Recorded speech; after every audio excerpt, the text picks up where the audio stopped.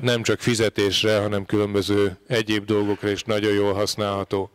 És aztán ugye, amit említettem, a 3.0-val jött a Xoom, és aztán a 4.0-val a Galaxy Nexus. Szintén 4.0-val kihozott a Google egy hihetetlen jó terméket, ez a Nexus Q, ami tulajdonképpen a legrövidebb életű Nexus termék volt, a legrövidebb életű dolog volt ebben a családban.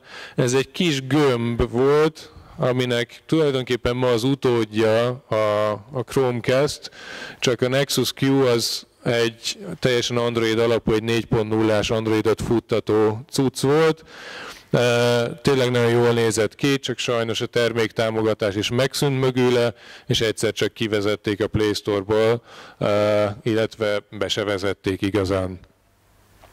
Aztán a tabletek terén ugye a Nexus 7, illetve a 10, illetve a 7-ből volt egy újabb verzió, és eljutottunk oda, hogy jelenleg a 4.4-es Android verzió a legfrissebb.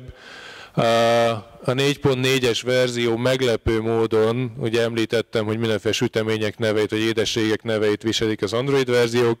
A 4.4-re mindenki nagyon gondolkozott, hogy vajon mi lehetne. Ugye Jelly Bean volt a 4.1.2, illetve a 4.3, és mindenki a Key Lime Pie, ez volt, amit vártak, de aztán nagy meglepetésre összeborultak a KitKat-tel, a Nestlével, hogy ennek a pontos hátterében mi áll, azt nem tudjuk, hogy a Google dolgozók nagyon szeretik a KitKatet, vagy csak az Android fejlesztők, de az a lényeg, hogy a 4.4-es az egy nagyon ötletes, nagyon szerintem ötletes promócióval, egy KitKat néven